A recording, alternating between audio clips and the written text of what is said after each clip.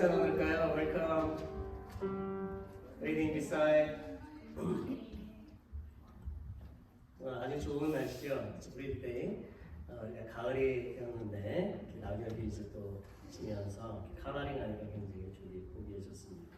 오늘은 10월 마지막 주일입니다. 우리가 찬양하면서 함께 예배드리겠습니다. 우리바다 높음같이 함께 찬양하겠습니다.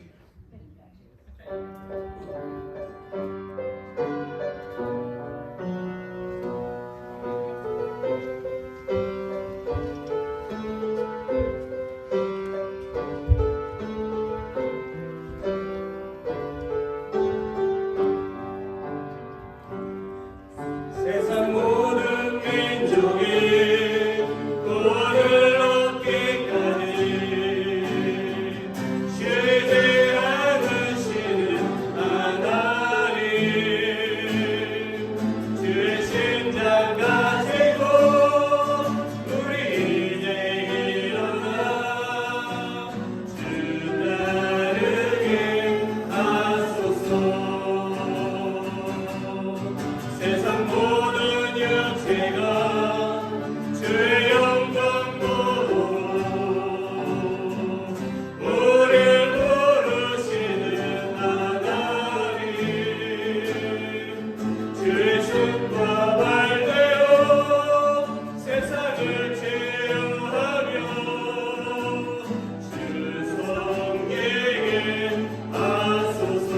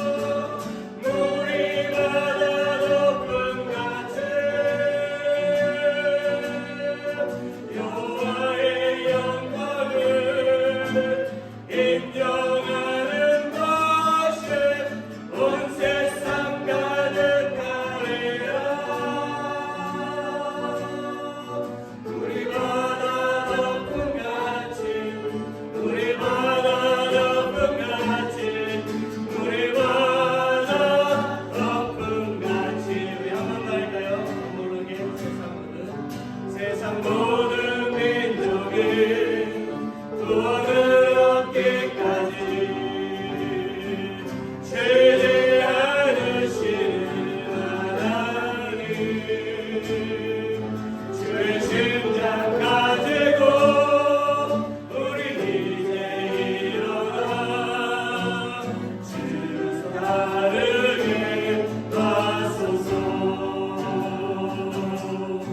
세상 모든 육체가 주의 영광 보고 우리 부르시는 하나님,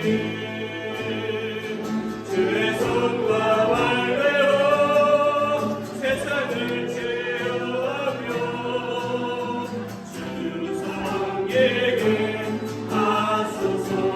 우리 바다 높음같이 우리 바다 높음같이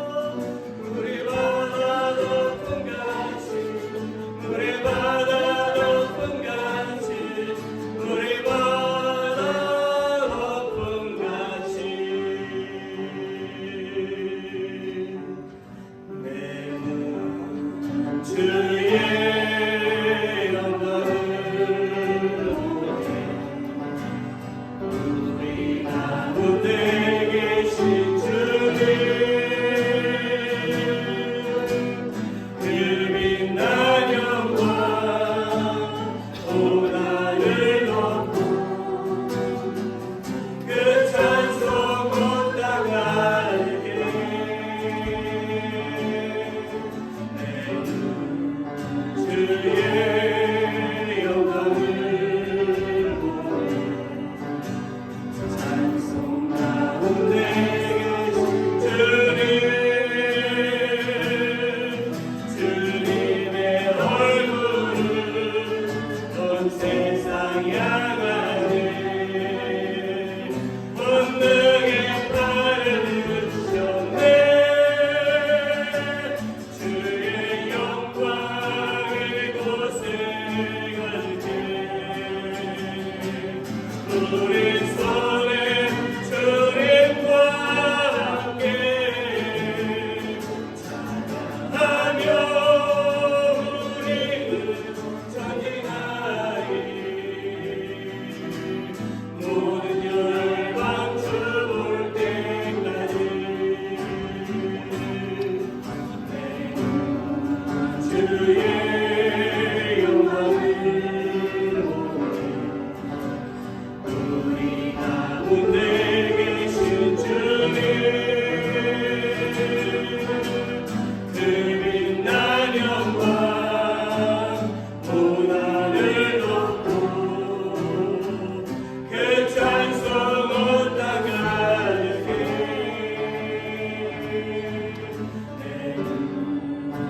주의 영광을 보내 찬송 가운데 서신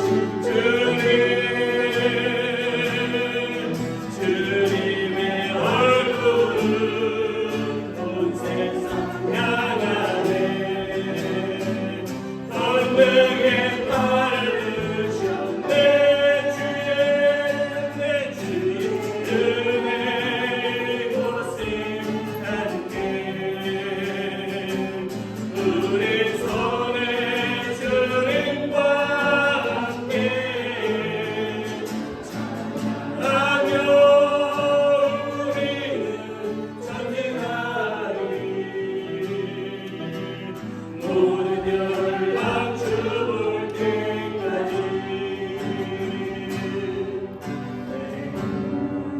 주의 영광을 우리 가운데 계신 주님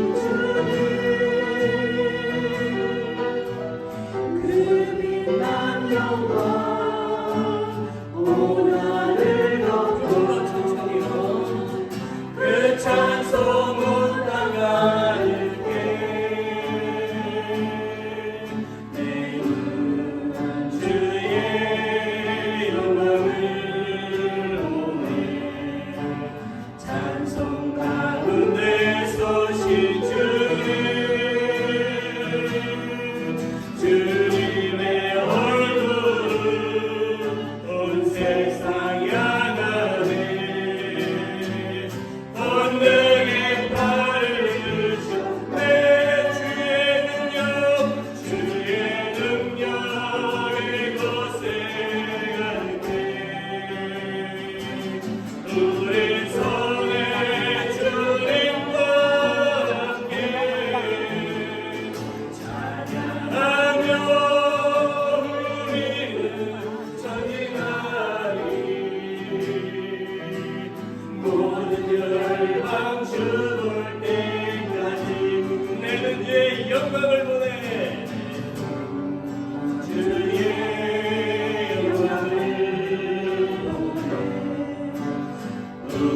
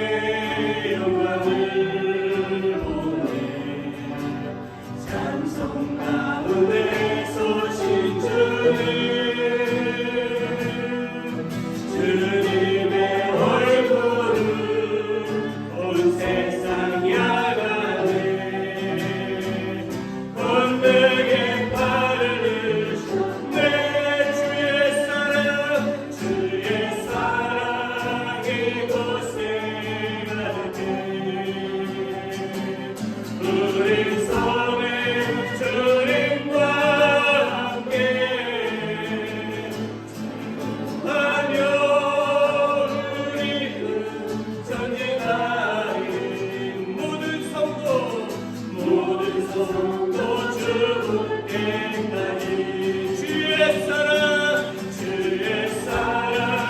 이곳에 함께 우리 손에 주님과 함께 기도하며 우리는 상징하리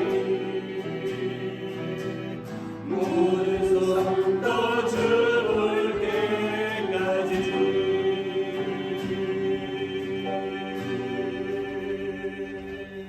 할렐루야. 네, 이번에는 코리안의 잉글리시 찬양입니다. Living Hope, 주 예수의 산소망. 우리 3주 연속에서 계속 부르는 찬양이죠. 우리 마음속에 익숙해지기를 바랍니다.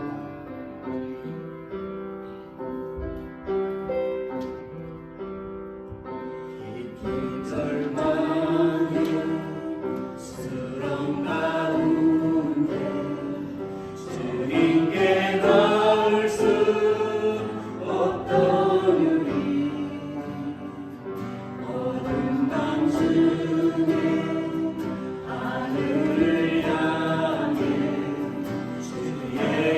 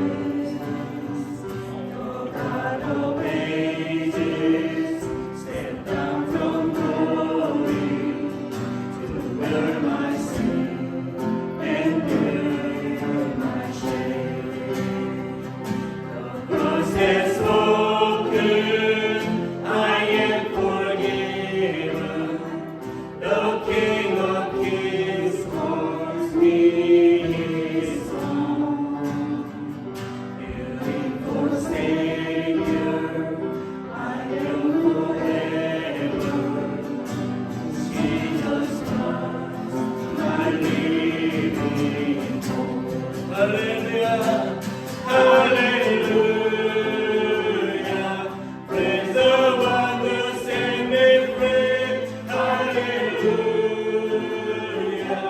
Death has lost its praise on me. You have broken every chain. There's salvation in your name. Jesus Christ, my living Lord. Hallelujah. Praise the one who set me free. Hallelujah. Death has lost its praise on me. You have broken every chain. There's salvation in your name. Jesus Christ, my living Lord. Hallelujah. 주를 찬양하여라. 할렐루야. 자유케 하셨도다. 죄의 저주 끊으신 주께 구원했도다. 주의 사 나의 산소망 주 예수 주의 사 나의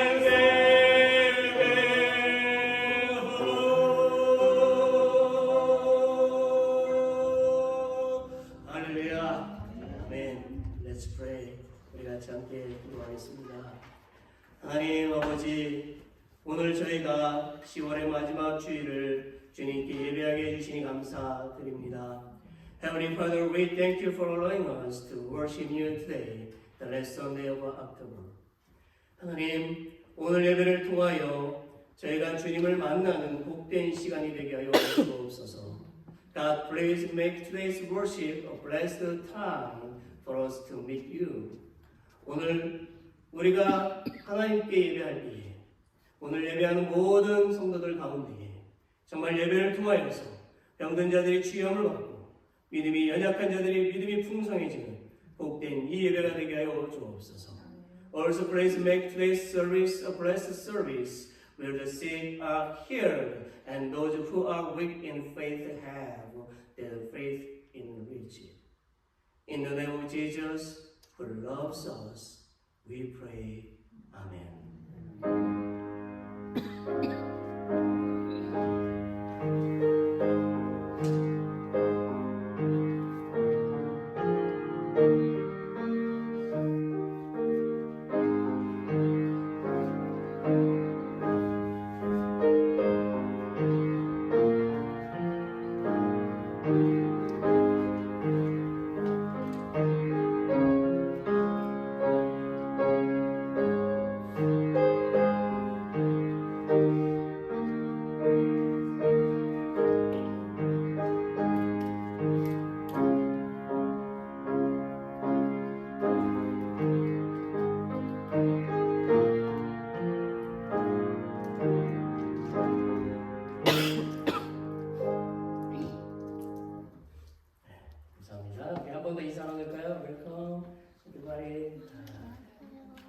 Waiting this side, 옆에 고맙습니다.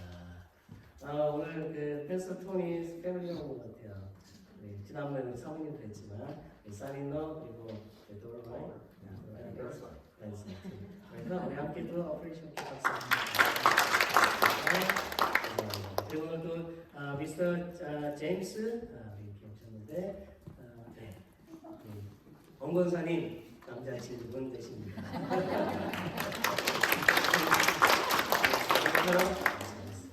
고맙습니다. 우리 귀에 소식을 좀 잠깐 보겠습니다. 넘버원 이제 다음 주죠. 교회 창립 38주년 기념 예배가 오전 11시에 있습니다. 우리의 창립 이 기념 예배가 하나님의 계획하신 바를 잘 준비되고 은혜 가운데 잘 마치실 수 있도록 기도합시다. We need to welcome to Pastor 인영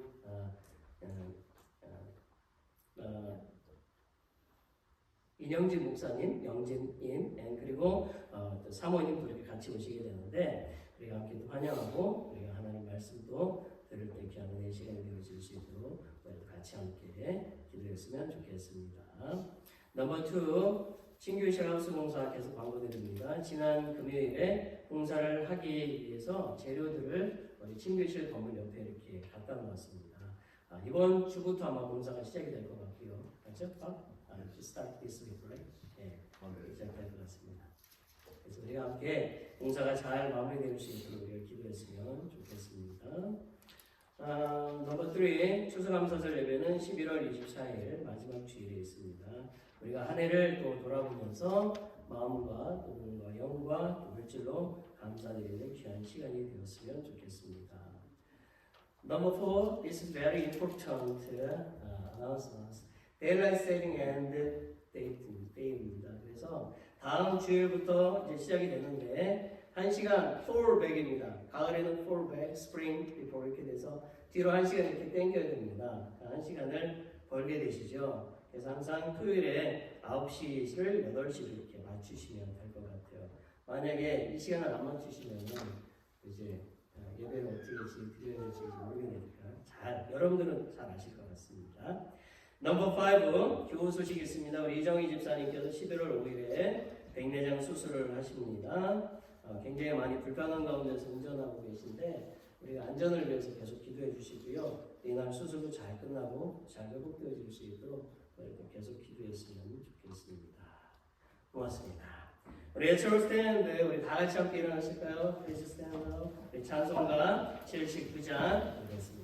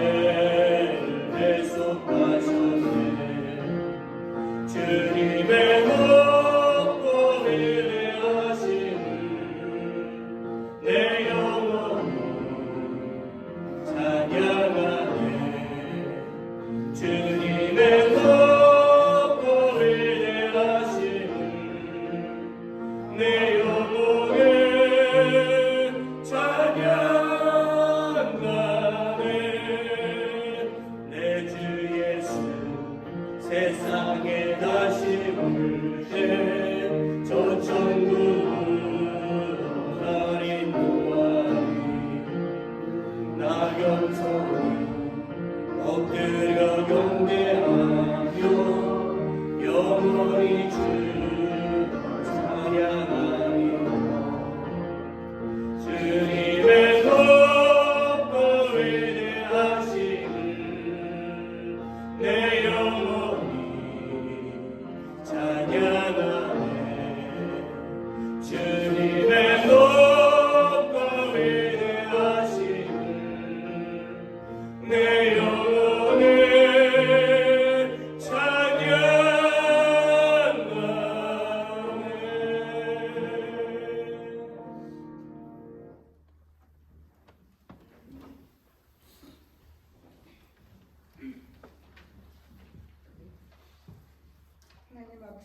감사합니다.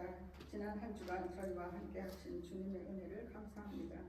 아버지께서 사랑하시는 거룩한 주님의 가족들이 주님의 전으로 나와 예배를 드립니다. 주님의 이름을 찬양합니다. 이 시간 친히 인자하셔서 이 예배를 기쁨으로 받으시고 신령과 기쁨으로 드리는 산제사가 되게 하여 주옵소서. 기쁨의 찬송과 감사의 기도가 쉬지 않게 하옵시고 주님을 기쁘시게 하는 은혜의 한마음 교회가 되게 하여 주옵소서. 하나님, 우리 교회가 반석 위에 세운 집이 되기를 원합니다. 우리 모두가 하나님 중심, 말씀 중심, 교회 중심으로 살게 하여 주옵소서. 하나님 아버지, 지난 한 주간도 죄와 허물 가운데 저희들은 살았습니다. 주님의 뜻에 순종하지 못했습니다. 이 모든 허물진 생활을 회개하오니 주님의 피로 깨끗이 씻으시고 청결한 마음과 진실한 영으로 새롭게 하옵소서. 특별히 말씀을 통하여 믿음이 자라나게 도와주시기를 간절히 원합니다. 이 시간 말씀을 전하실 신성일 목사님과 토니 루이스 목사님께도 함께하사 우리의 마음에 귀한 믿음의 선한 씨앗들이 심겨지는 귀한 말씀이 되게 하여 주옵소서. 말씀을 듣는 우리의 기도 복되게 하옵소서. 두 분 목사님의 가정과 건강 또한 주님께 맡겨오며 또 이 귀한 시간을 허락하신 은혜에 다시 한번 감사드립니다. 거룩하신 예수님의 이름으로 기도드립니다. 아멘.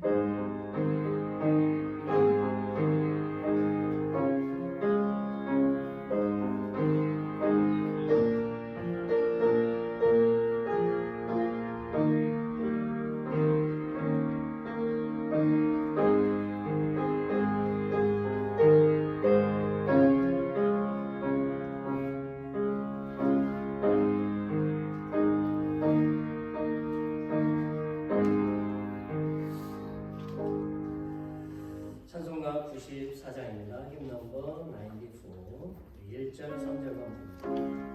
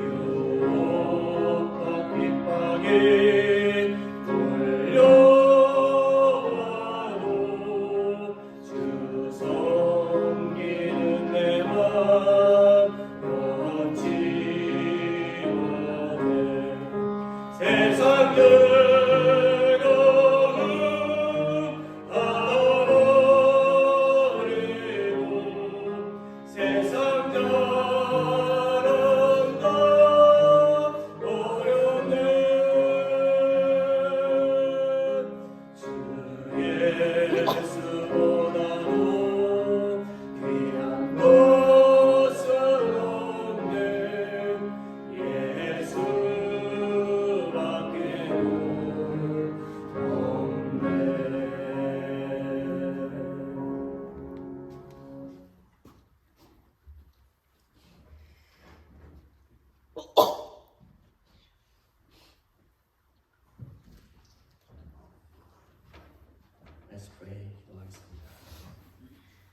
만물의 주인이신 하나님, 주님이 저에게 생명을 주신 것과 자연을 주신 것과 양식을 주심을 인하여 감사드립니다.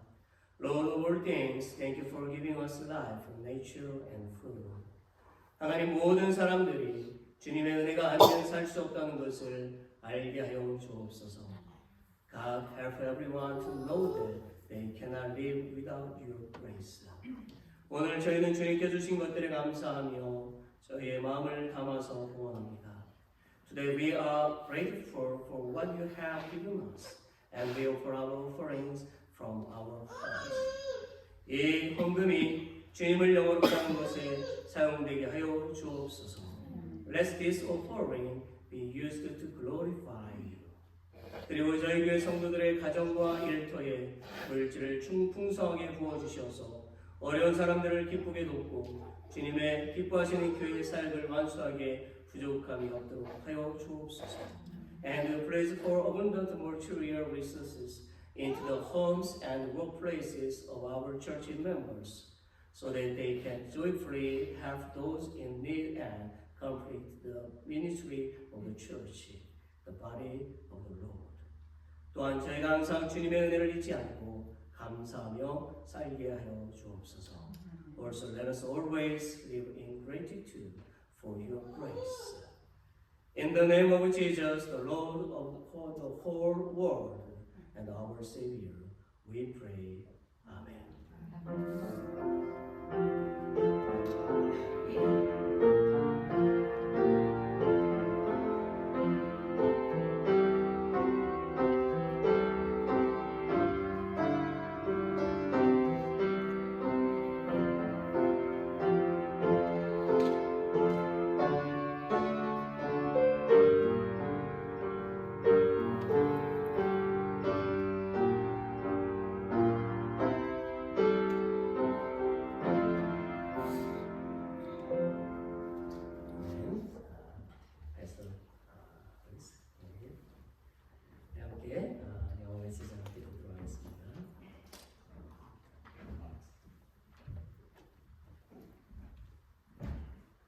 So it is an honor to get to be with you one last time.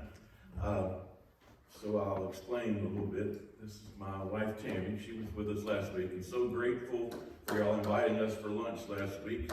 That was right up her alley. She absolutely loved the lunch that y'all had.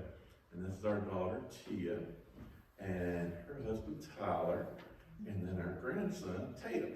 And he may entertain us all here in a minute, so it doesn't bother me. And so hopefully it doesn't bother anybody else. I figure if he wants to praise the Lord and get a little loud, I'm okay with it as well. So, and he probably is going, why is Papa standing up there in front of everybody? In a moment, I'm going to ask Tyler, my son-in-law, he's going to help me with this. And so he's going to share a part in what I want to share with you this morning. We're going to be in 1 Samuel again, and we will be chapter 3 today. So kind of go backwards a little bit from where we finished last week. Remember in chapter 1, Samuel's mom, Hannah, had prayed for a child and prayed desperately, so much so that the priest thought that she might even be drunk. But instead, she was just desperate for God to bring his blessings. And so God saw fit to honor her request. And not only did he bless them with a son, but she had committed that she would give God her child to serve if God would bless her with a child. And so somewhere after he was weaned, somewhere up between 5 and 10 probably, he went to live in the temple. And then by the time we get to chapter 3 today, Samuel's probably 10 to 12-ish, okay? Think an older boy, but still a boy. We know this passage of time a little bit because when Samuel first comes to the temple to stay, Eli is older, but by the time we get to chapter 3, he is older and his eyesight is failing. So we know there's been some time that has passed there.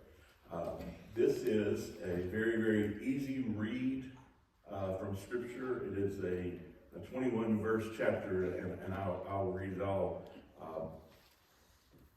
but it is very powerful how God speaks. And I want you to hear something. I want to make sure that you hear this from me before I go deep into this. God obviously speaks to those that he is calling to do ministry.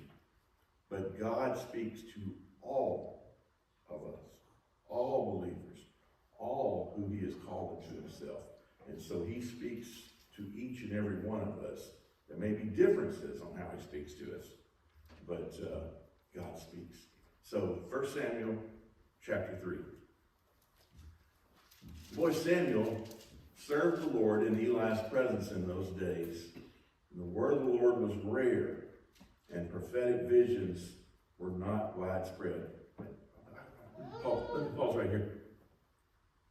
Can you imagine it being a time that God is not able to be heard very easily? Unfortunately, it may sound a little bit like 2024.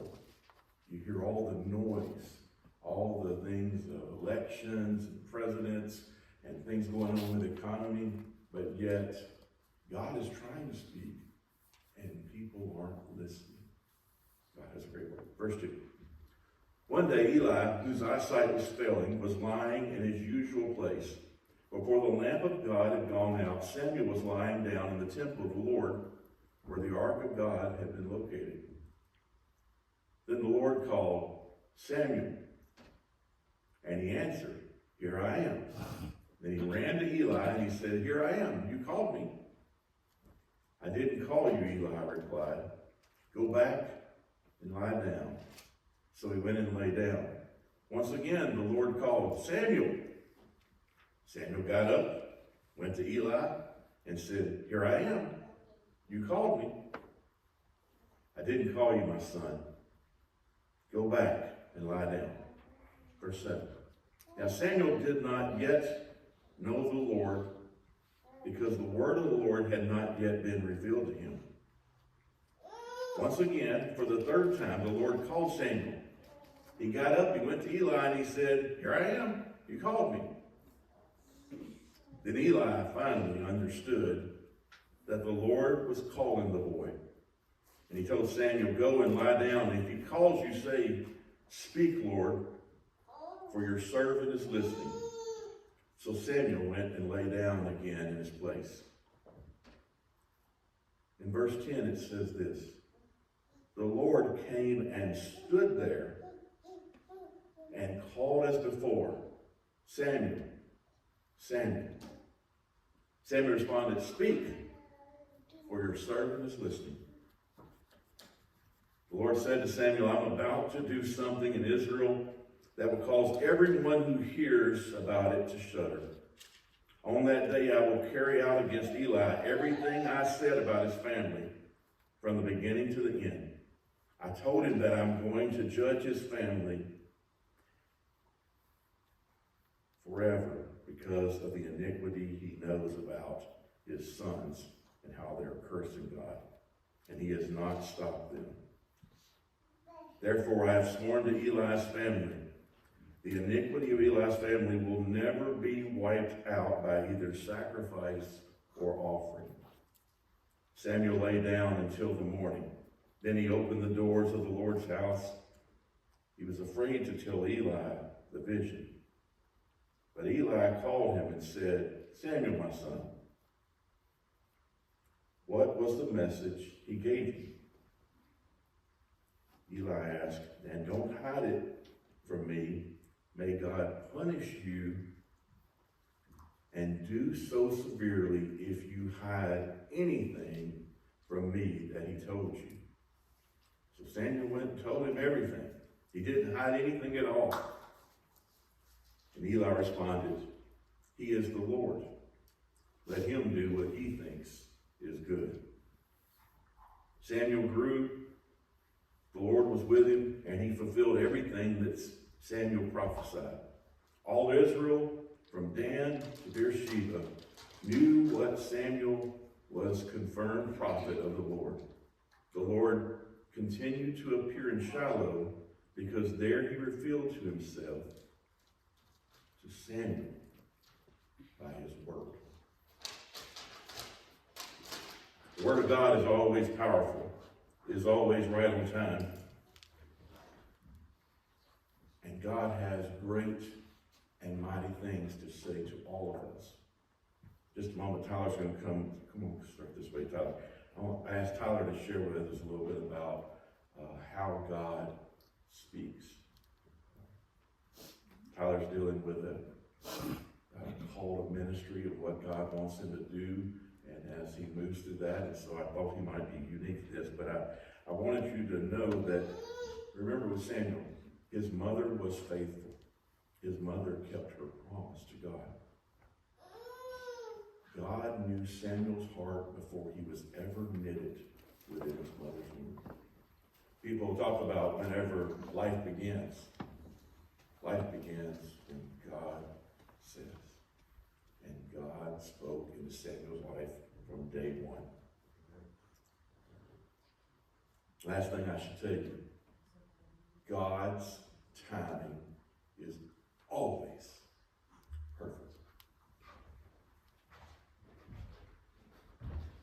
Thank you, Pastor Tony. So I want to share a little bit of, we learned about from Samuel here, where how God speaks, and it's something that I've had in working through my call to ministry, seeing how does God speak? How is God speaking to us today? And so discerning God's voice, because like you said, there's a lot out there. God speaks to everyone. We're all called to do God's work. Everyone's called to something different. He calls plumbers, he calls electricians, he calls everyone, because the Great Commission that Jesus gave us is to go and share his word, and to go to the ends of the earth to share his word. So how does God speak to us? So I found a few ways that I think God speaks to us. The first way is through his word, which is what it says there at the end of Samuel, is that God spoke to him through his word. Hebrews 4:12 says, "For the word of God is living and effective and sharper than any double-edged sword, penetrating as far as the separation of soul and spirit, joints and marrow. It's able to judge the thoughts and intentions of the heart." So everything in God's word is how God speaks to you. And staying in God's word is a great way to be able to hear what God has to say to you. Another way that God speaks is through witnesses. About 3 years ago, Mark, Tia, and I had a son named Tanner, and he passed away. He was about 15 months old. And we'd gone to church the following Sunday after, and we decided we were gonna, after the service, we were gonna come to the altar and just pour our hearts out to God. As we made our way down there, just a crowd of people surrounded us and just hugged us and prayed with us and stuff. And then we left, and I realized I never laid a finger on the altar. I never made it. I never got there. But that was God hugging and comforting us through his people, through his witnesses. And so that's why it's so important for us to always be in touch with God, and we need to be there for others. But also that is how God works as well, as he will speak to us through others. He also speaks through his creation. Psalm chapter 19, verse 1 and 2 says, "The heavens declare the glory of God, and the expanse proclaims the work of his hands. Day after day they pour out speech, night after night they communicate knowledge." It even says, the rocks cry out. So God speaks through his creation. And then lastly, God speaks through whispers of the heart. And this can be experienced in prayer and audibly, like Samuel experienced, where he can actually hear it. But it's also through those inclinations of the heart. I had an experience once when I was working at a car wash in Nashville, and the owner of the car wash him and I had spoken about when he was going to open more locations, and I would get to be the manager for all of them and run all of them. And then he said he would give me some stake in the company, and we could grow together. And so some time went by, and one day he just brought in this guy, and he was like, "Hey, this is your new boss." And I was like, "Okay." I was like, "I don't really like that." So another car wash was opening here in Clarksville, where we live, and so I've been kind of considering leaving there to come here. And so I didn't know what to do. Actually, I talked to Pastor Tony here, and he was like, "Have you talked to God about it?" And I was like, "Actually, I haven't." So we just sit in the car for 10 minutes, talk to God. So I prayed to God, give me clarity on what I should do. Just make it clear. Please just make it clear what I need to do. So that afternoon, I had a meeting with the owner, and he said, I asked him about, opening other stores, if I would still be managing them. And he was like, "No, I don't really think we're going to do that. I think when we open this one, we'll move you to there, but, this guy's still your boss." Okay. I was like, and then you said you wanted to give me ownership. Is that still happening? He was like, "No, that's kind of off the table." I was like, "All right." And he said, "Is that clear?" And I was like, that's a specific word that I asked God for. And so I was like, "Yeah, it's very clear." It's time for me to move on. So just taking that few minutes to talk to God can really help you stay in God's will and stay in the direction that God wants you to be. So I think that's kind of what I've found to be how God speaks to us.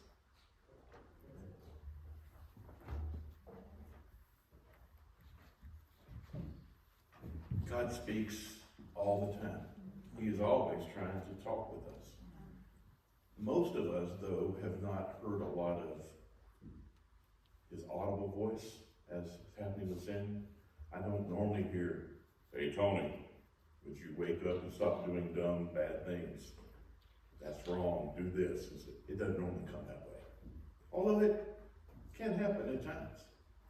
But did you notice in this passage of scripture that God called Samuel 4 times? The first 3, it just says that God called Samuel. But the 4th time, scripture says God came and stood there with me. And then he spoke.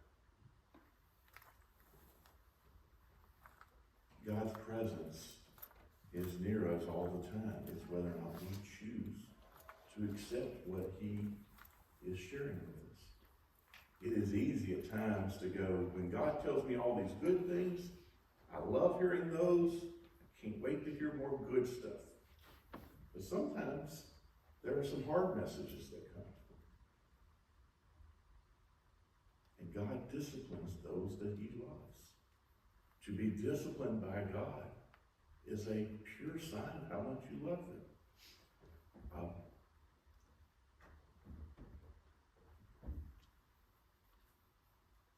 Years ago, our daughter was probably somewhere between like 4 to 6 to 7, somewhere in that range. And we used spanking as one of our discipline forms, but we felt like we were doing it a little more than we should have been doing it. We wanted to back off of spanking, so we were determined we were going to find other ways to discipline. Time out, send her to a room, take toys away, those kinds of things. And so we just were not going to spank her. Well, sometimes our beautiful daughter could just get herself where she got wound up and could not calm herself back down when she was little, and needed discipline to settle her, because she had come to learn that our discipline showed her how much we loved her. We never spanked her to hurt her.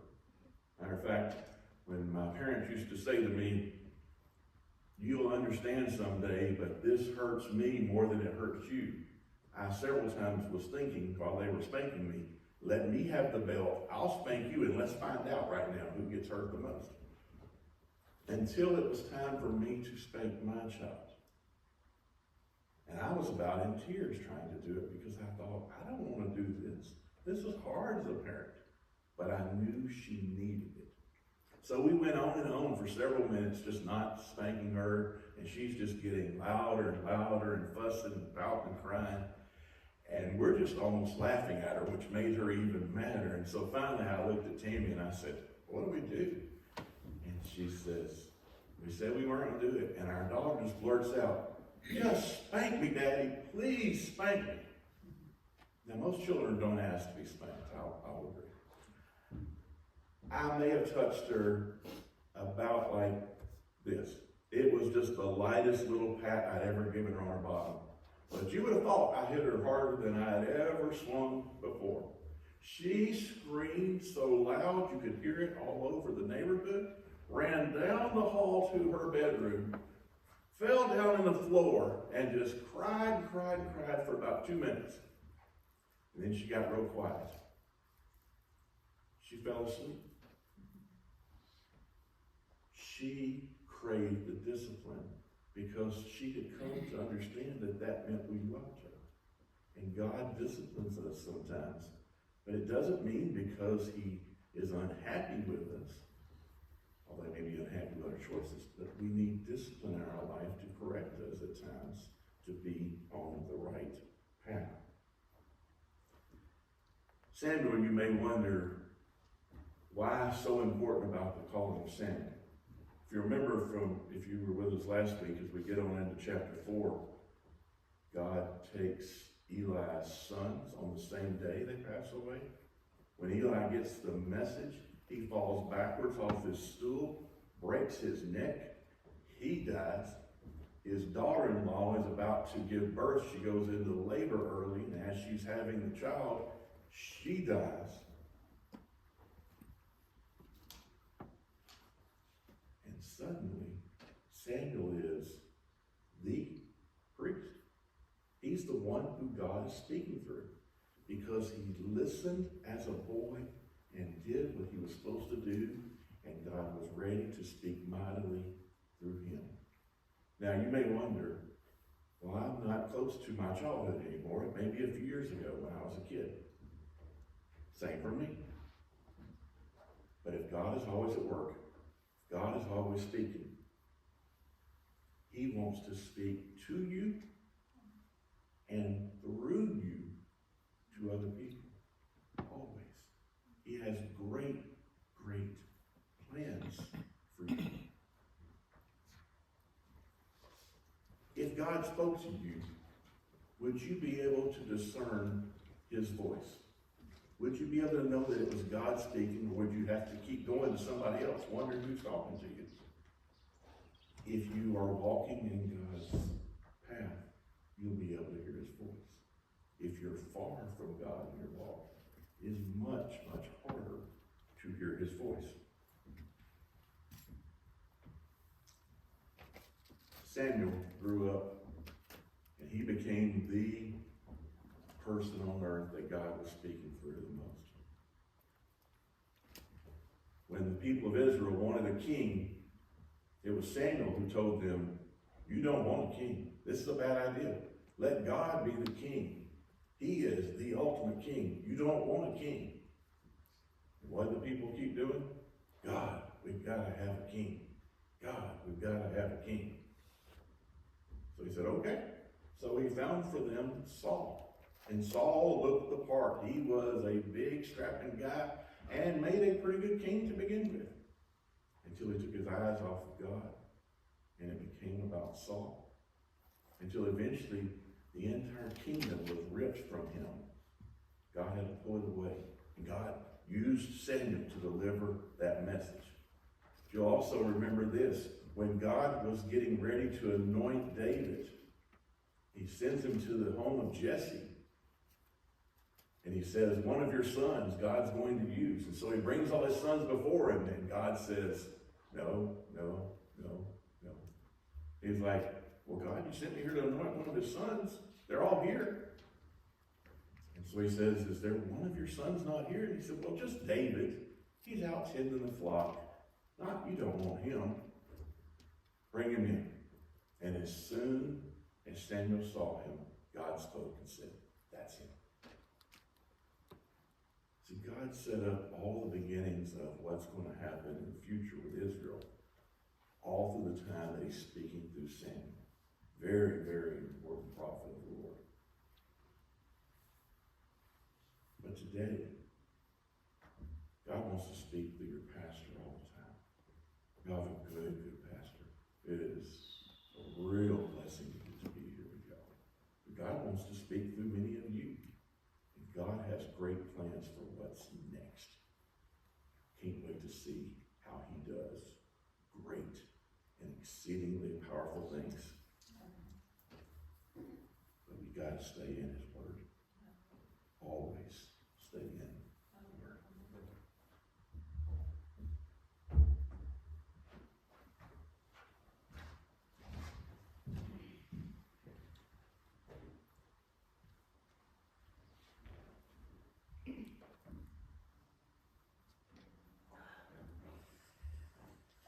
고맙습니다.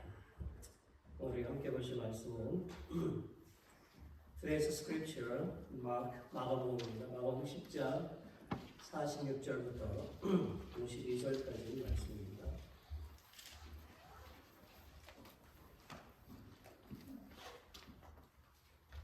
우리 같이 함께 이 말씀을 읽겠습니다. Let's read together now.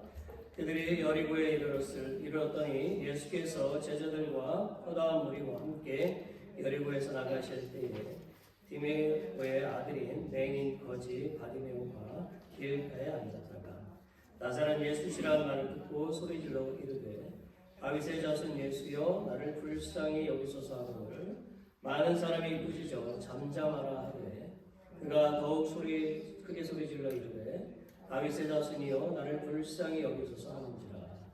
예수께서 머물러 서서 그를 부르라 하시니 그들이 그 맹인을 부르며 이르되 안심하고 일어나라 그가 너를 부르신다 하매 맹인이 겉옷을 베어버리고 뛰어 일어나 예수께 나오거늘 예수께서 말씀하여 이르시되 내게 무엇을 하여 주기를 원하느냐. 맹인이 이르되 선생님이여 보기를 원하나이다.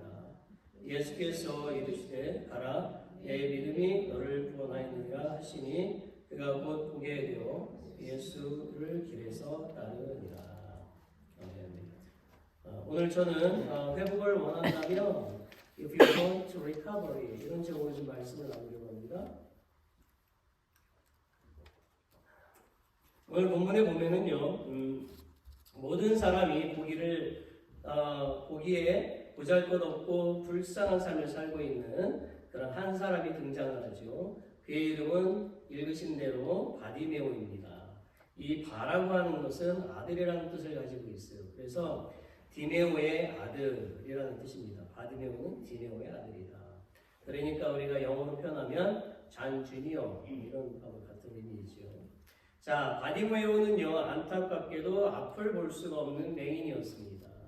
당시 그는 모든 사람으로부터 천대를 받았고 멸시를 받았지요. 어쩌면 사람 취급도 받지 못했을지도 모릅니다. 그런데 맹인이었던 그가 오늘 예수님의 시선을 끄는 사람이 됩니다.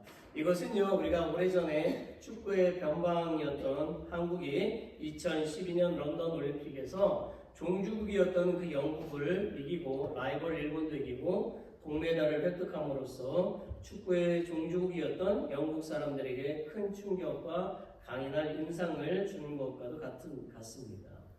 바디메오는요 예수님의 시선을 끄는 사람이 됨으로써 그는 눈을 떠서 보게 되지요. 그의 평생의 간절한 소원을 이루게 됩니다.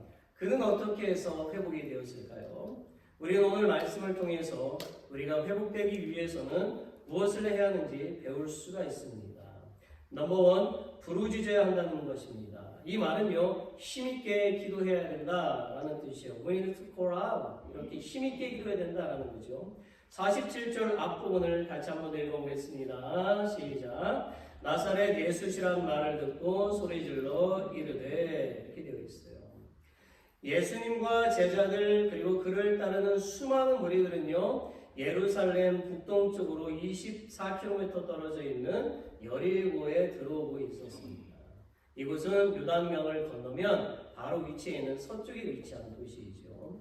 여리고는 여러분들이 아시는 대로 종려나무가 많이 있습니다. 종려나무는 팜트리라고 하는데 야자나무처럼 생겼잖아요. 대략 그 높이가 30m 이상 높게 자라는 매우 큰 나무입니다.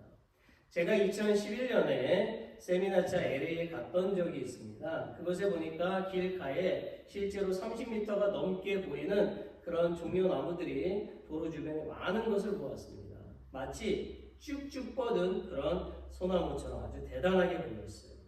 예수님께서 예루살렘에 입성을 하실 때에 많은 사람들이 나귀를 타고 오시는 예수님을 맞이하면서 길에 깔았던 것이 바로 종려나무 잎이었죠. 이처럼 여리고에는요 종려나무가 많았고 헤롯 왕의 겨울 왕국이 있을 만큼 정치적으로도 중요한 곳이었습니다. 또한 종려나무가 많을 정도로 비옥한 오아시스의 땅으로 팔레스틴 지역에서 가장 아름다운 도시가 바로 여리고였습니다. 이처럼 아름다운 도시였지만 사실 예수님은 별 관심이 없으셨다라는 거예요. 그 이유는 마가복음에 나타난 예수님의 행적, 오늘 우리가 읽는 행적을 보게 되면 알 수가 있어요. 거기에 보니까 여리고에 머무르는 것이 아니라 그냥 지나가고 계셨다는 거예요. 어느 날 예수님이 수많은 사람들과 여리고를 지나가고 있으실 때에 그곳에는 맹인 거지 바리메오가 살고 있었습니다. 그 자리에 있었어요. 그는 앞을 보지 못하기 때문에 항상 길가에서 무엇을 합니까? 도와달라고 구걸을 하게 되지요. 그렇게 해서라도 먹고 살아야 됐던 것입니다. 그러던 어느 날 맹인은 평소에는 듣지 못하던 많은 사람들의 커다란 발자국 소리와 커다란 목소리를 듣게 되었지요. 그리고 그 소리 가운데서 예수님의 그 말씀 소리를 듣게 되었습니다. 그는 앞을 볼 수가 없는 반면에 무엇이 발달할까요? 청각이 발달하게 되어져 있지요.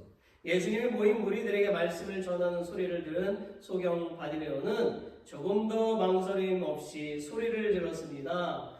다윗의 자손 예수여, 나를 고쳐주셔서, 나를 불쌍히 여겨주셔서, 나를 고쳐주세요, 나를 도와주세요. 깜짝 놀랐죠? 근데 이거보다 더 크게 소리를 질렀을 거예요. 여러분, 부르짖는다는 말을 이해를 하십니까? 저는 어렸을 적에요, 개를 키운 적이 있어요. 개는 아는 사람이 지나가면 잘 짖지 않아요. 그렇지만 모르는 사람이 오면 짖지요. 그런데 모르는 사람이 그 개를 만약에 위협하거나 막 도둑으로 보이게 되면 매우 심하게 짖기도 합니다. 자기를 위협하는 사람이 왔는데 그냥 작은 소리로 이렇게 짖는 개는 없습니다. 그렇죠? 계속 공격적으로 막 짖고 흥분하게 됩니다. 자기를 살려달라고 온 힘을 다해서 큰 소리로 짖게 되겠죠. 우우우우우우 이렇게 짖겠지요. 예. 그래서 개가 짖을 때 여기 핏대가 이렇게 서게 돼요. 그리고 그 배를 눌러보게 되면 들어가지 않을 정도로 아주 단단하다는 거예요. 이렇게 짖는 것을 부르짖는다라고 하는 것입니다. 이와 같이 그 맹인의 부르짖음은요 가벼운 것이 아니었어요. 매우 간절한 것이었고 목에 핏대가 설 정도로 강하고 큰 소리였다라는 것입니다. 왜 그렇게 큰 소리로 부르짖었습니까? 사람들이 많이 있어서 자기의 목소리를 예수님께 전달해야 하기 때문이었죠. 또한 질병을 고침받기를 간절히 원했기 때문입니다. 그래서 그는 큰 소리로 부르짖은 것입니다. 그의 부르짖음 때문에 예수님의 시선을 끌 수가 있었고 예수님은 바디메오를 쳐다보시게 된 것이지요. 여러분, 누가복음 18장에 보면 한 과부가 나오고 그리고 아주 좋지 않은 재판관 이야기가 나옵니다. 과부는 원한을 풀어달라고 재판관을 찾아가잖아요. 그런데 그 재판관은 하나님도 무서워하지 않을 뿐만 아니라 사람은 더더욱 무시하는 사람이라고 되어져 있어요. 그러나 과부는 너무 한이 많아서 정말 사람을 무시하는 그 재판관임에도 불구하고 그 원한을 풀어달라고 찾아갔던 거예요. 재판관은 소문대로 뭐했죠? 과부를 무시했다라는 거예요.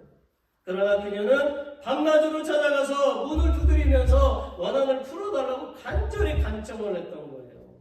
하루 이틀 계속해서 재판관에게 찾아가서 계속 부르짖는 것입니다. 원한을 풀어주세요. 원한을 풀어주지 않으면 나 안 돌아갈 거예요. 이렇게 막 계속 부르짖는 거예요. 결국 사람도 무시하는 그 재판관은 어떻게 했습니까? 그 여인의 한을 원한을 풀어주게 되었다라는 거예요. 대단한 부르짖음이었다라는 거죠. 사랑하는 성도 여러분, 여러분에게 질병이 있는데 하나님 살려주세요 이렇게 기도하거나 이렇게 애절하게 이렇게 구하는 사람은 없어요. 여러분의 영적인 고민과 죄로 인한 그 고통이 있는데 조용히 기도하는 사람은 없어요. 그래서는 정말 아무런 응답을 받을 수가 없기 때문에 간절히 부르짖어야 한다라고 하는 것입니다. 예레미야 33장 3절을 보게 되면 이런 말씀이 있죠. 너는 내게 부르짖으라 내게 응답하겠고 내가 알지 못하는 크고 비밀한 일을 내게 보이리라. 이런 말씀이 있어요. 제가 오늘은 찬양을 좀 할 겁니다. 여러분이 잘 아시는 찬양 같이 불렀으면 좋겠어요. Someone is praying for you. 영어로도 되어 있고 잘 아시는 찬양인데 내가 기타를 치면서 불러볼게요. 당신이 지쳐서 기도할 수 없고 눈물이 빗물처럼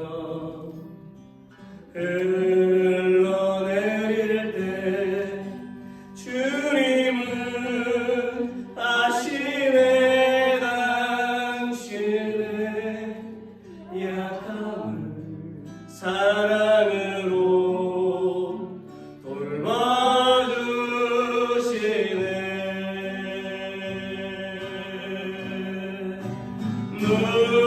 누군가 널 위하여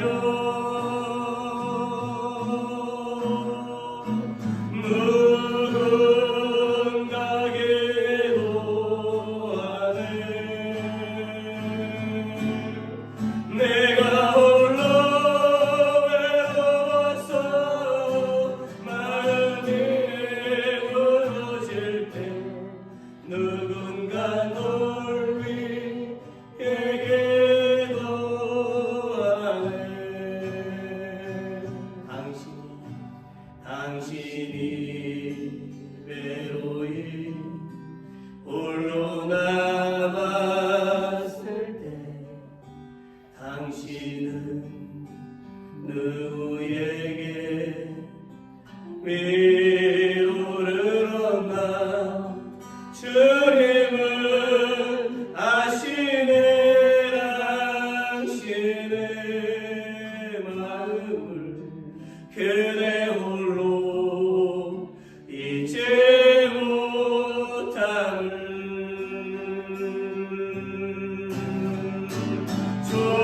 조용히 그대 위해 누군가 기도하네. 내가 홀로 외로워서 마음이 무너질 때 누군가 널 위해 기도하네. 같이 해볼까요? 당신이 외로이 홀로 남았을 때 당신은 누구에게 위로를 얻나. 주님은 아시네 당신의 마음을 그대 홀로 잊지 못함을.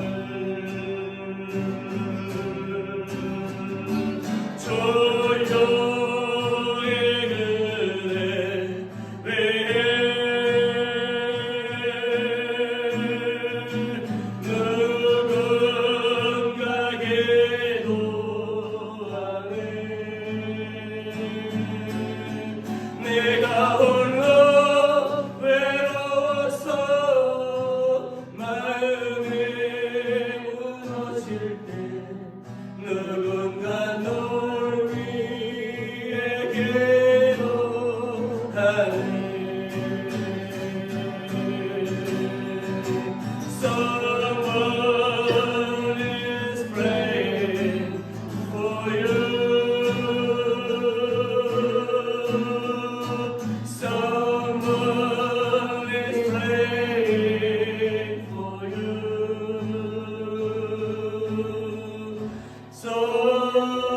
when it says you're all alone and your heart will break in two.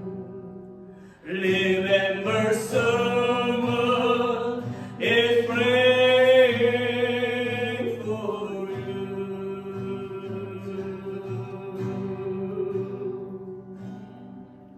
아멘. 누군가 기도를 하죠. 내가 안타까워서 기도하지 못할 때. 그러나 내가 간절하게 부르짖을 때는 하나님께서 그 길을 더 들어주시고 귀 기울이시고 우리 가운데 역사하신다는 것을 믿으시길 바랍니다. 지금 여러분의 고민이 무엇이 있습니까? 지금 여러분을 아프게 하는 것이 무엇이 있나요? 지금 여러분의 소원이 무엇입니까? 크게 부르짖으십시오. 간절하게 부르짖으시기 바랍니다. 여러분의 그 고민과 아픔과 소원을 부르짖을 때에 하나님께서 반드시 응답해 주실 것을 믿으시기를 바랍니다. 두 번째는 예수님의 이름을 불러야 되는 것. We need to call Jesus. 47절 뒷부분을 읽어봅시다. Verse 8 now. 다윗의 자손 예수여 나를 불쌍히 여기소서. 맹인 바디메오는요 예수님이 누구신지 알고 있었어요. 비록 그는 앞을 잘 볼 수가 없었어요. 아예 볼 수가 없었지만 그분의 그 목소리만으로 그분의 소문만으로 예수님이 다윗의 자손 나사렛 예수님이시고 구원자이심을 알고 있었다라는 것입니다. 실로 그는 보지 않고 믿는 그 믿음을 가지고 있었던 거예요. 이것은 하나님의 큰 은혜인 것입니다. 바디메오는 자신의 처지를 직시하고 겸손하게 엎드려서 불쌍히 여겨달라고 예수님께 간청했어요. 그는 오직 예수님 외에 다른 이로는 구원을 받을 수 없다라는 것을 분명히 알고 있었다라는 것입니다. 예수님은 여리고를 그저 통과해 가시려고 했지만 자신의 그 이름을 부르는 소경의 그 목소리를 듣고 멈출 수밖에 없었던 것입니다. 그러자 모든 그 사람의 시선이 그 맹인을 향할 수밖에 없었던 거예요. 예수님은요 수많은 사람들이 모인 곳에서 자신의 이름을 부르고 있는 그 맹인을 고쳐주셨습니다. 그리고 예수님은 맹인의 그 믿음을 귀하게 여겨주셨습니다. 여러분 왜 예수님은 맹인 바디메오를 고쳐주시는 사건을 우리에게 말씀해 주시는 걸까요? 왜 예수님은 바디메오의 믿음을 귀하게 생각하셨을까요? 여러분 이스라엘에 가보면 통곡의 벽이 있어요. 그 통곡의 벽은 AD 70년 로마에 의해서 파괴된 예루살렘 성전으로 유일하게 남아있는 그 유적지 거룩한 기도의 성지입니다. 현재는 약 60m 정도의 벽만 남아있고요. 지금은 유대인들이 남녀 나누어서 그들이 가지고 있는 경전 토라를 들고 기도하는 곳입니다. 그들의 기도는 하나님이 임재하시는 성이 무너진 것에 대한 슬픔과 나라를 잃었던 슬픔을 다시 기도했고 또 통곡의 벽이라는 이름까지 붙여지게 된 것입니다. 전 세계의 성지죠. 그런데요, 저는 유대인들에게 질문을 하고 싶어요. 과연 그들이 통곡의 벽에서 예수님의 이름을 부르고 있을까라는 것입니다. 다시 성경으로 돌아와 보면 유대인들은요 예수님을 십자가에 못 박은 사람들이죠. 또한 유대인들은 예루살렘에 주로 살고 있었어요. 예수님은 예루살렘에 수없이 많이 가셨고 복음을 전하셨습니다. 그러나 유대인들은 예수님을 알아보지 못했습니다. 그들은 두 눈을 뜨고 있었음에도 예수님이 메시아로 믿지 못했습니다. 그런데 앞도 보지 못하는 이 바디메오는요 예수님을 알아보았어요. 바디메오는 비록 육신의 눈은 닫아져 있었지만 영적인 그 눈이 열려 있었던 것입니다. 예수님을 볼 수가 있었던 것입니다. 그래서 예수님은 맹인 바디메오의 그 믿음을 귀하게 보시는 것입니다. 히브리서 11장 1절에 보니까 믿음은 바라는 것들의 실상이요 보지 못하는 것들의 증거라고 말씀해주고 계시지요. 이와 같이 믿음이라고 하는 것은요 볼 수 없는데도 믿는 것입니다. 다시 말해서 믿음은 영적인 눈으로 보는 것을 말하는 거예요. 바디메오가 예수님의 이름을 부르자 눈을 뜨게 된 것입니다. 예수 이름으로 예수 이름으로 승리를 얻었네. 예수 이름으로 예수 이름으로 예수 이름으로 승리를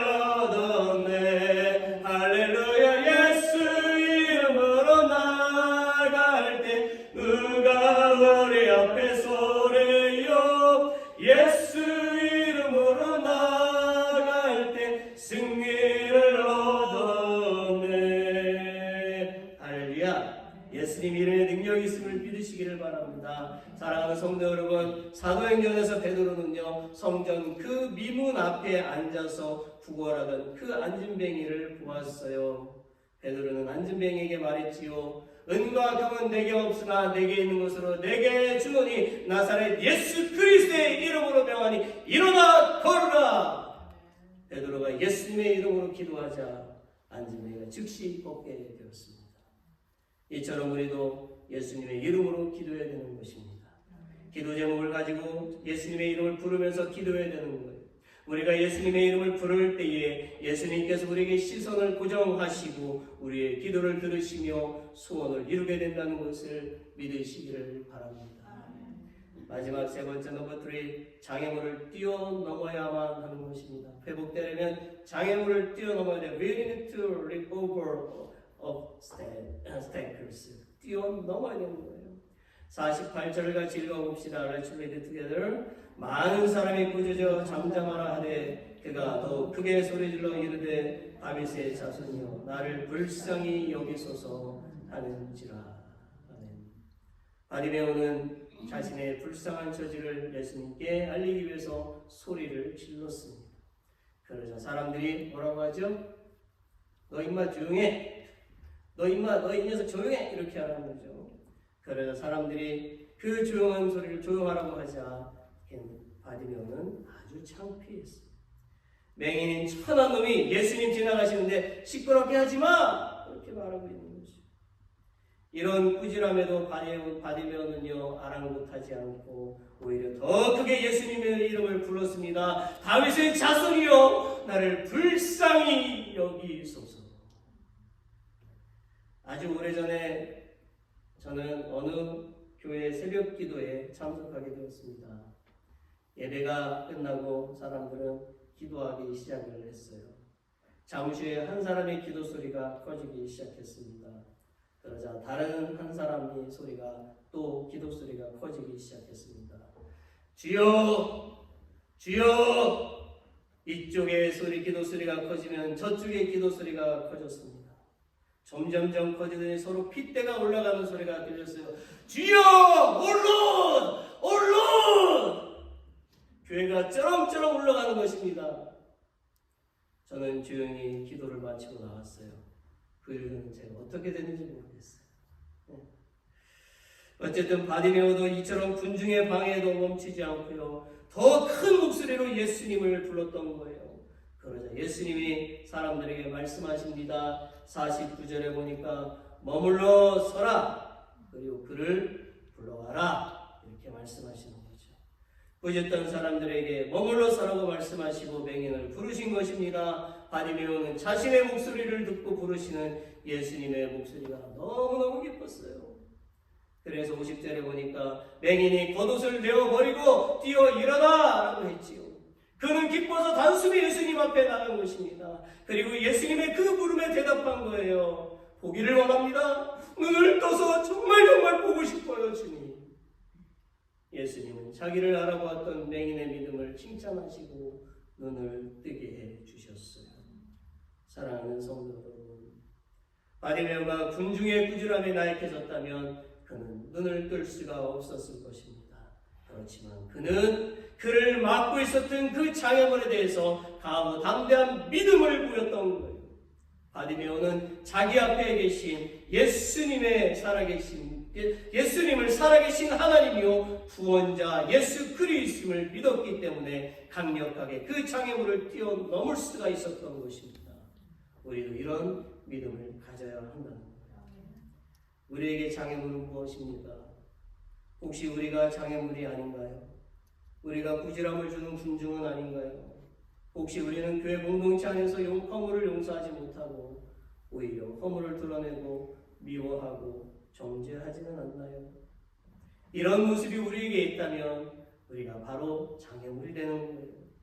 바디메오가 예수님의 이 부르심의 겉옷을 내어버린 것 같이 우리에게 있는 체면, 위선, 거식, 자랑, 교만, 거짓, 신분, 그리고 직분과 같은 모든 옷을 다 벗어버려야 하는 것입니다. 우리 얼굴에 쓰고 있는 가면을 벗어버리고 예수님 앞에 진실한 얼굴을 보여드려야 하는 거예요. 또한 사람들 앞에도 진실한 얼굴, 순수한 얼굴을 보여야 하는 것입니다. 그리고 우리에게 있는 장애물에 대해서 눈물을 흘리며 회개기도 해야 하는 것입니다. 예수님께서 십자가에서 죽으신 것은 우리를 구원해 주시기 위해서뿐만 아니라 우리가 하나님의 그 사랑을 전하며 살아가기 위해서입니다. 예수님께서 십자가에서 죽으신 것은 우리가 서로 사랑하게 하기 위해서입니다. 예수님께서 십자가에서 죽으신 것은 우리가 서로 죄를 용서하게 하기 위해서입니다. 히브리서 10장 24절을 보세요. 서로 돌아보아 사랑과 선행을 격려하며라고 되어 있습니다. 우리는 서로 돌아보아야만 하는 것입니다. 오늘 우리가 미워하는 사람이 있다면 사랑의 기도를 해야 합니다. 오늘 우리가 정죄하는 사람이 있다면 용서의 기도를 해야 합니다. 그리고 우리 앞에 장애물이 있다면 믿음으로 돌파해 나가야만 하는 것입니다. 항상 예수님의 이름을 부르면서 장애물을 뛰어 넘어가야만 하는 거예요. 우리는 장애물 앞에 멈추거나 포기하면 열매를 거둘 수가 없어요. 처음부터 다시 시작해야 하는 것입니다.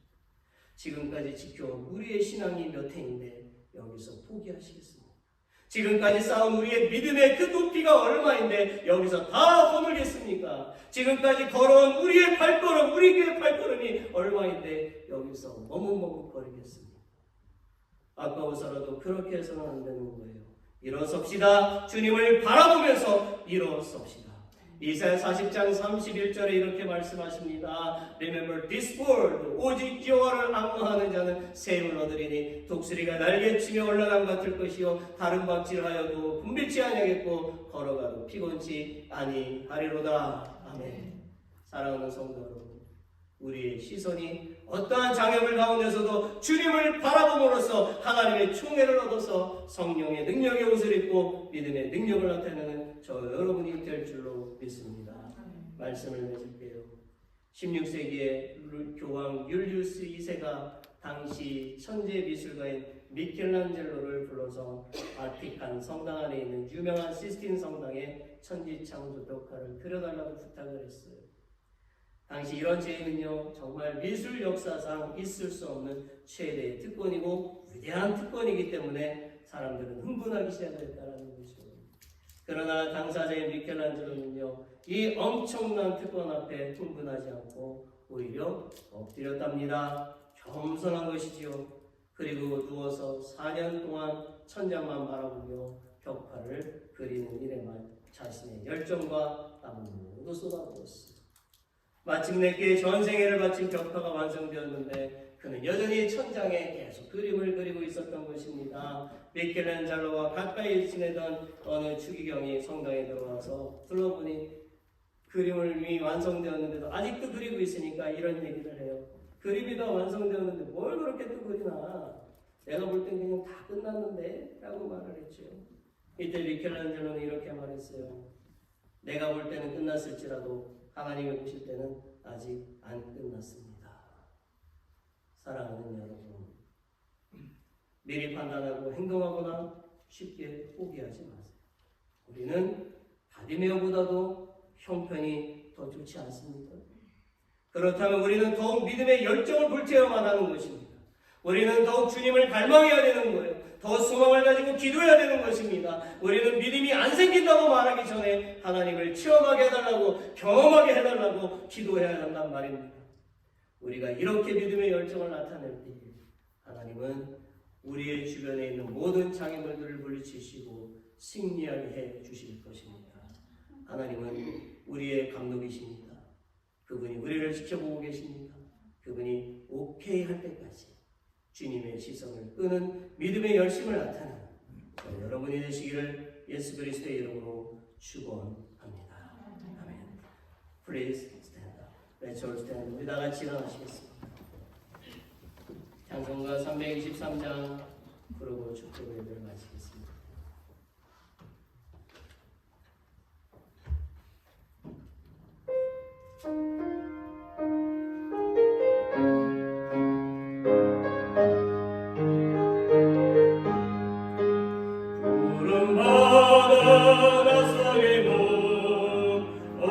어디든지 가버리라. 괴로워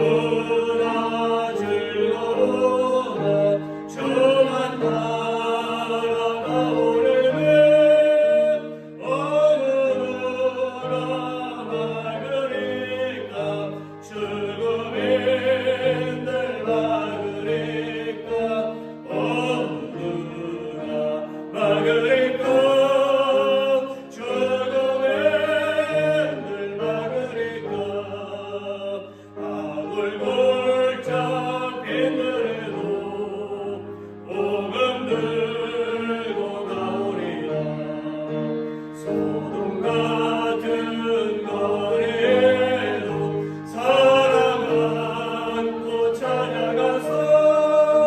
종의 몸에 죄는 것도 아낌없이 드리래도 종의 몸에 죄는 것도 아낌없이 드리리라.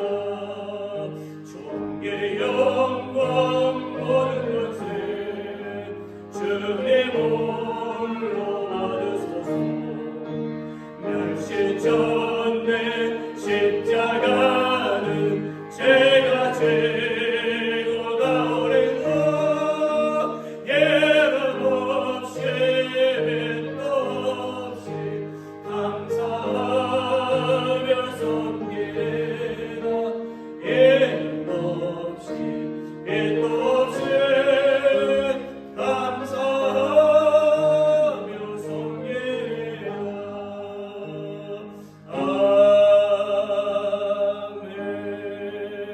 아멘. 저희의 소망이 되시는 하나님, 저희가 이 세상에 살면서 염려되는 일이 생길 때에 세상적인 방법으로 해결하거나 하나님을 부인하지 말고 전능하시고 신실하신 하나님을 항상 의지하게 하여 주옵소서.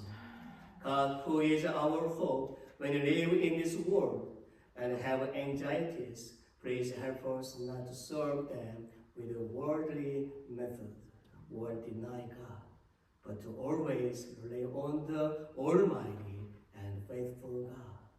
그래야 저희가 하나님께서 주시는 은혜를 날마다 누리며 살게 하여 주시고 불신자들에게 하나님이 살아계심을 증거하게 하여 주옵소서.